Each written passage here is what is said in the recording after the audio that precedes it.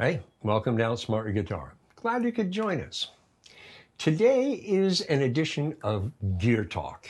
And in this Gear Talk, we're going to be reviewing a musical instrument, specifically an acoustic guitar made by Yamaha. The model is the FS-820. It's a concert-sized guitar with a spruce top and mahogany back and sides. So let's take a look at what this guitar is all about, shall we? And be sure to like and subscribe to Outsmart Your Guitar along the way. Before we continue with the review, I want to give you a little bit of full disclosure here. Number one, I am not compensated by Yamaha guitars. Number two, I am not compensated by D'Addario strings. I spent my own money on the guitar and on a new set of strings. The factory strings are usually terrible to begin with, so you just change the strings right off the bat.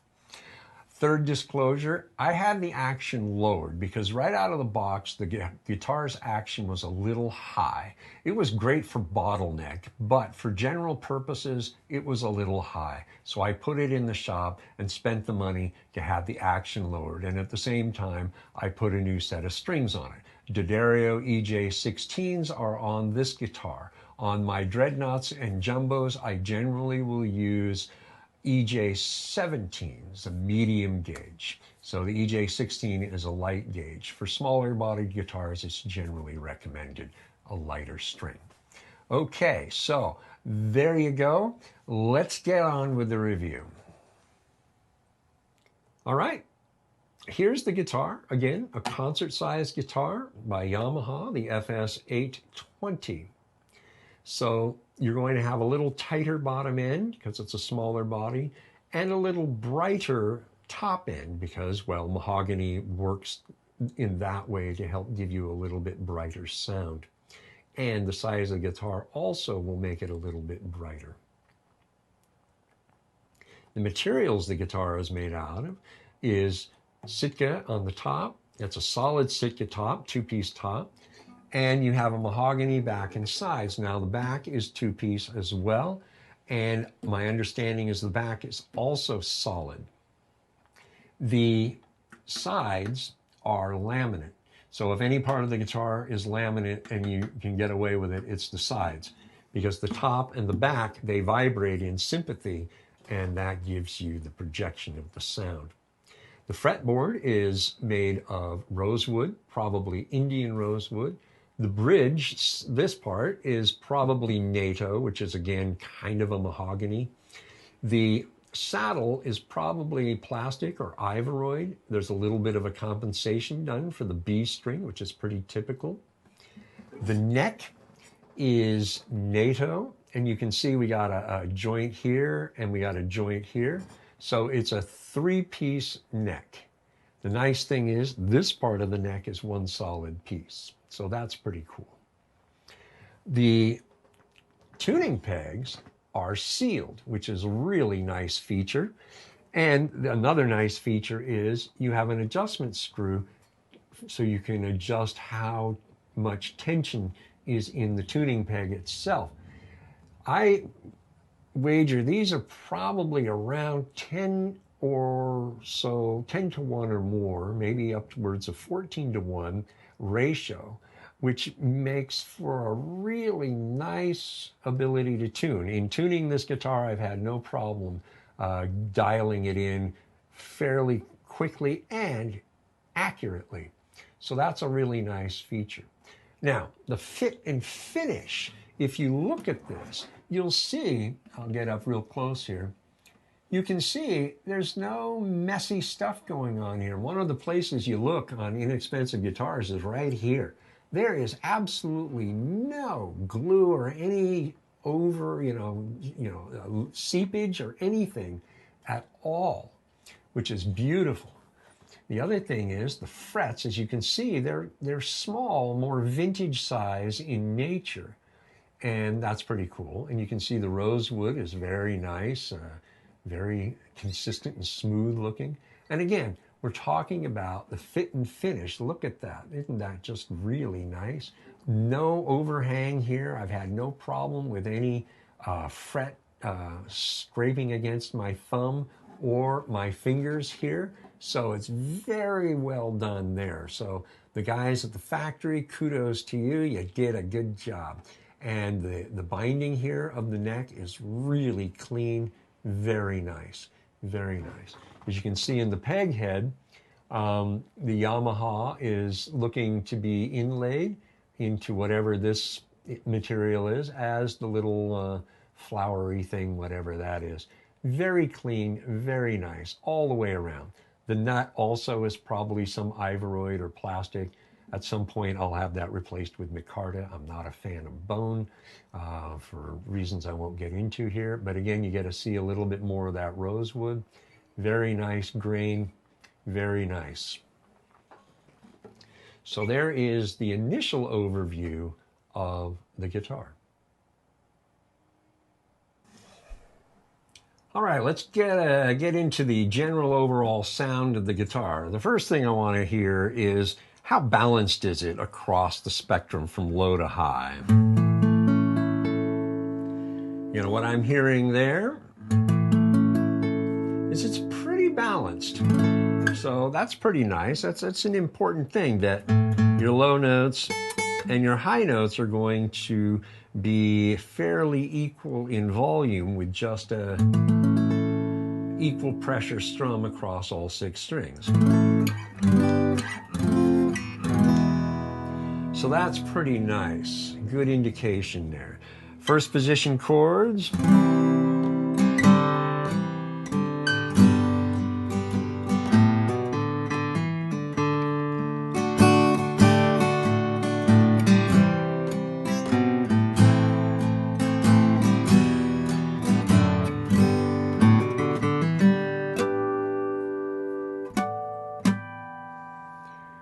Harmonics, pretty nice. Now, one of the tests I do on a guitar is I will play a D chord and I will run it up to the octave position of the chord. And I'll listen to it. That's pretty close. See, this is a way of telling that the mathematics on the fret positioning is done properly and the intonation is more or less where it should be. Now, they do compensate the B string a little bit down here on the bridge, so that helps. Now, in my ear, that's still a little off, and that's kind of a little off. That's pretty good. And I'm not pressing too hard. You have to be careful not to press too hard or not hard enough. You have to get just the right amount of pressure. Otherwise, you will be sharp and it will sound off, or you'll be just kind of a little buzzy, right? But if you press too hard, like this, you know, it's going to sound a little sharp, and you don't really want that because that's not a true test of the intonation. So this works, and we like that, and it's pretty well balanced. Single notes.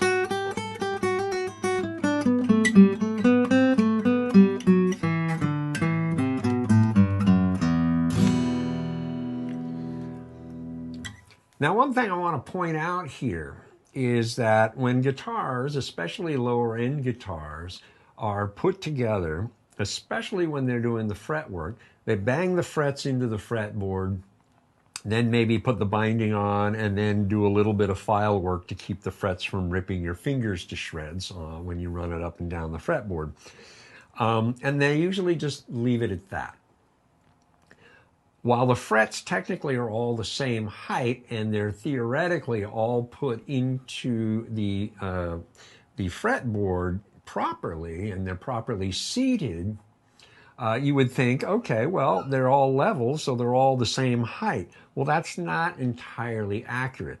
So when you lower the action on a factory guitar, a guitar that's left the factory, and you haven't done the leveling and crowning of the frets at the factory, they leave that to you because it's a pretty expensive step and they don't want their lower end guitars to cost too much to make so they can get their profit, right? Then you have to do it yourself, and it's around $100 or so to have a leveling and crowning to get the frets all the same height so that when you do lower the action, there's going to be no buzzing. So to their credit, I lowered the action and had no fretwork done, and it's clean.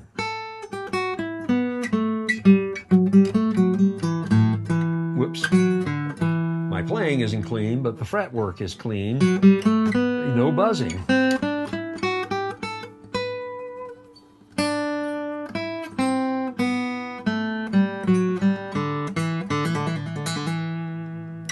And that's to their credit. So kudos, Yamaha. I'm very delighted that in lowering the action, I don't have a ton of fret buzz. Okay, so let's work up the fretboard a little bit with some nice jazzy chords, right? Well, let me do this.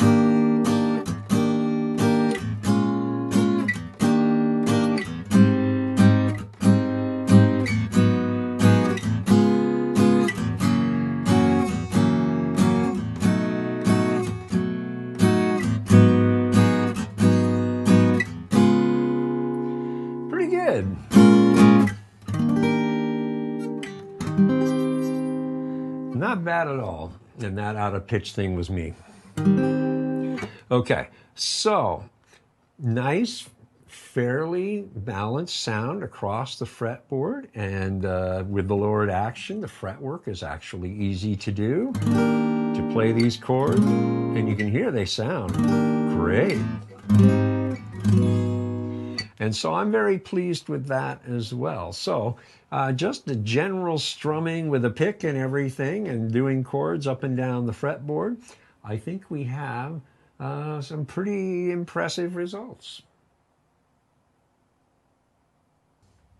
Let's look at finger picking now. How does this guitar respond to finger picking?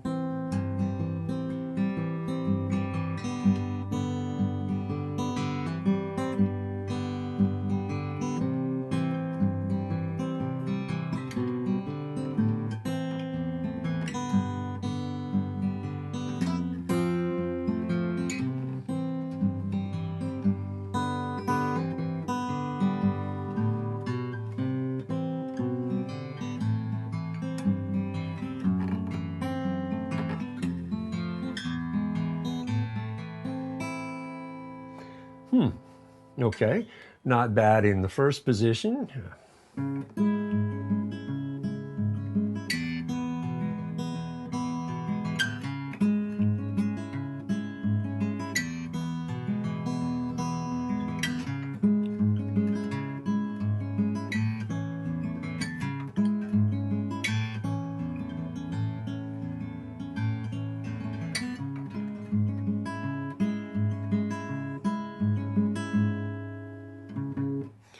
Pretty good.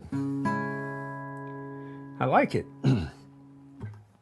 Now, on some guitars that are more specific to finger picking needs, the fretboard is a little wider at the nut than this particular guitar is. This is pretty standard width for an acoustic guitar that's just a general use guitar. Okay, so I find that okay. And we also can talk about how the neck feels.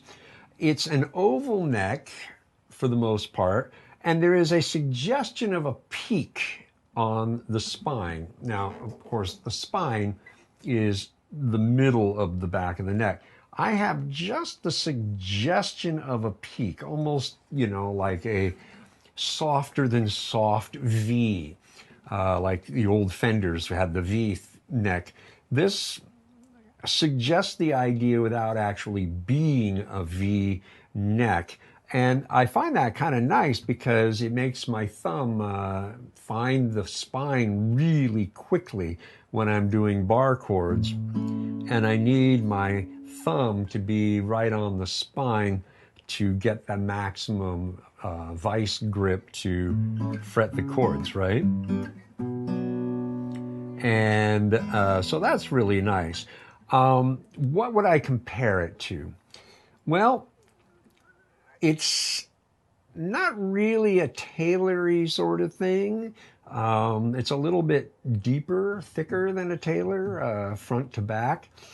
Kind of more in line with a Gibson-y sort of acoustic. And I even get a sort of a suggestion of older Les Pauls.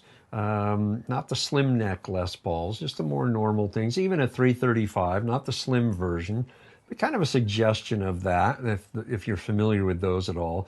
Even some of the middle range Telecaster necks that are more oval or C-shaped in nature.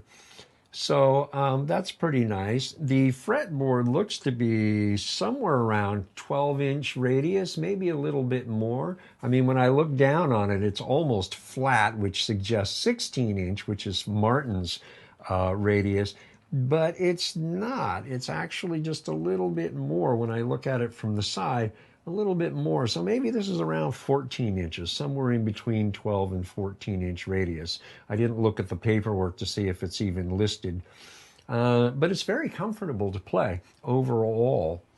So finger picking works really well, and I'm pretty happy with it overall.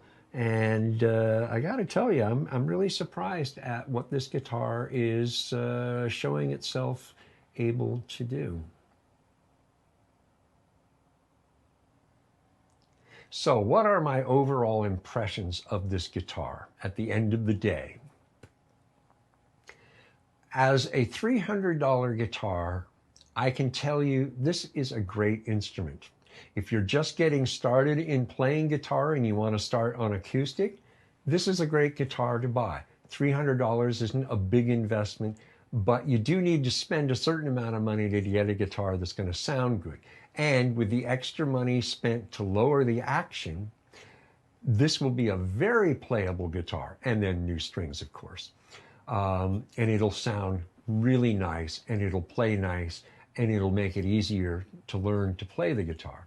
If you're an electric guitar player and you want to get into exploring the acoustic guitar, again, and not want to spend a whole lot of money, this is a great entry point for you. Get the action lowered, put on a new set of strings, and explore your acoustic side. This is a great guitar to get you into the acoustic realm. You're not spending a ton of money. Back when I was young, in the 60s and the early 70s, as a guitar player coming up in the industry, $300 guitars were plywood, they were garbage, and the frets were some mystery metal, and they sounded like cardboard. Now, $300 guitar actually sounds pretty good. You heard it, not bad sounding at all. So overall, this guitar gets a good rating from me because it is well built, the materials used are a decent quality, I only needed to lower the action. The fretwork was unbelievably good, considering that after lowering the action, there was no buzz. That's a great bonus right there. The peg head is good. The machines, the tuning machines, they're smooth and they stay put. The guitar stays in tune relatively well. And that's all you're ever really going to need to do in the beginning is lower the action and change the strings. And for a $300 guitar, that's saying a lot.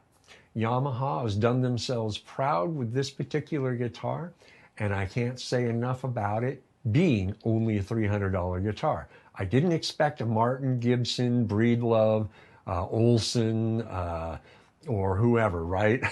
Quality sound. It's $300. It did have to have a certain qualitative sound to it, and this guitar had that, and that's why I own it. So I just wanted to share this with you to help you understand that if you're looking to get into acoustic guitar, this is not a bad place to start. The Yamaha FS-820 concert-size acoustic. You couldn't choose a better entry-level guitar. And that's saying a lot. All right? So that'll do for this gear talk. We'll see you next time.